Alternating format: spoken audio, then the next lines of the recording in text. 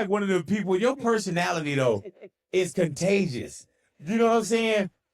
But you hear, or do you see the hate too? Yes. You see the the comments. I see You don't everything. seem like they're getting bigger or smaller though. I think they getting bigger. Really? Well, you know what? The bigger you are, the bigger the target too. Exactly. Yeah, the bigger It's you like are. I feel like I ain't gonna fake it. I said this though. I feel like I'm the most hated female rapper. Like they hate on me the most.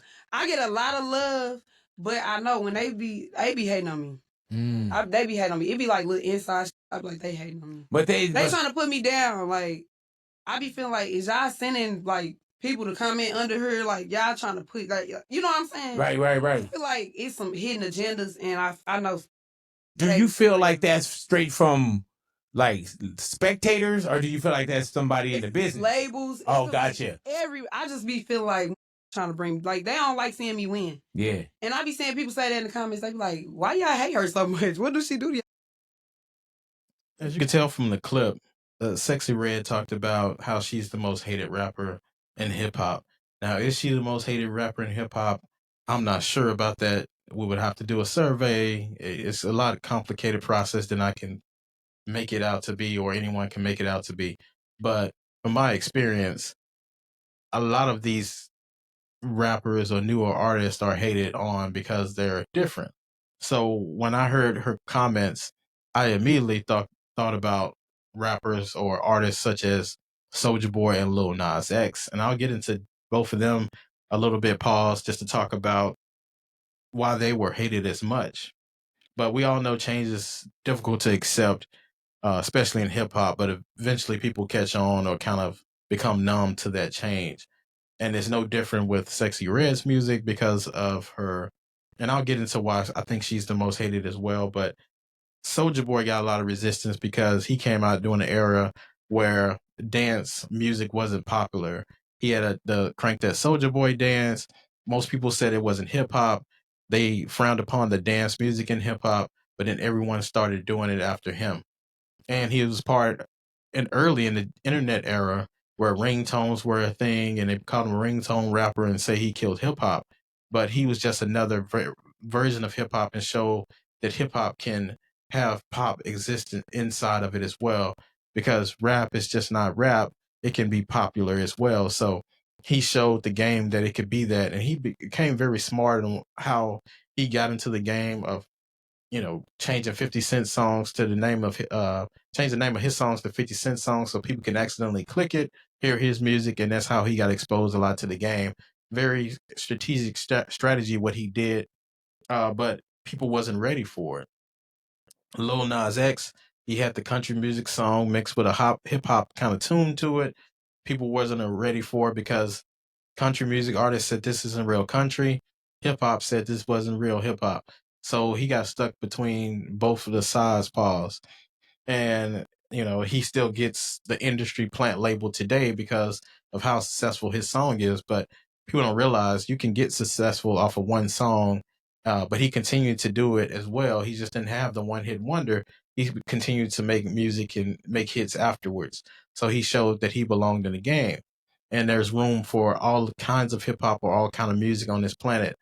We don't have to be one dimensional. We can be multifaceted, as I always preach. But Sexy Red music is very organic and genuine, and I believe that she's different from the status quo just because of those two reasons. Now, a lot of people don't like the honesty that she has in her music because they want to say it's promiscuous, it's ratchet, it's hood, it's unprofessional, but music is what you are. Don't try to, go away from what you are. She is who she is, and she's genuine. And some people like her for that.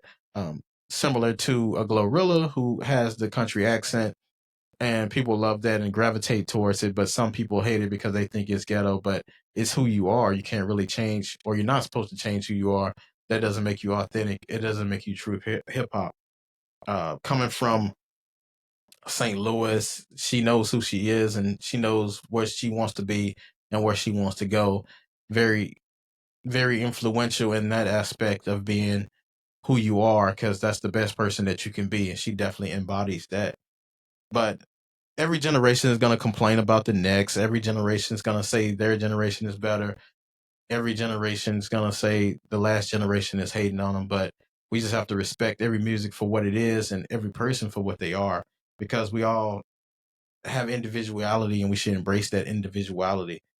I remember listening to Kid Cudi when I was in college, and his music was definitely different. You know, most people said it was rock music, it wasn't hip hop, but he blended the music together. He blended hip hop to get with rock, with country, with a little bit of everything. He would be able to. It was amazing how he was able to put this together and made it sound so genuine and authentic to hip hop, because we know hip hop is about being your genuine self and staying to the course.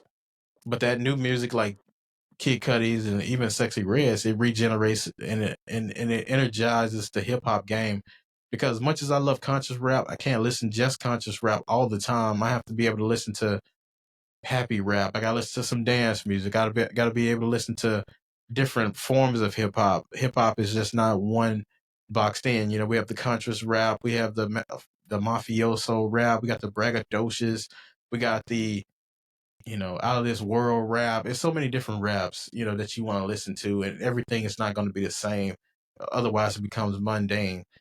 So it's very important to have that individuality, and we have to appreciate a Sexy Red or even a Glorilla for what they bring to the game and the difference that they bring, because it'll breed new talent and breed new excitement for the genre to help grow the genre as well. Because hip hop, it's been around for 50 years, but it still has a long ways to go. And then right now, it's up and down for what the crowd is and the audience that it can bring, because it's becoming boring, similar to what I complain about the NBA a lot.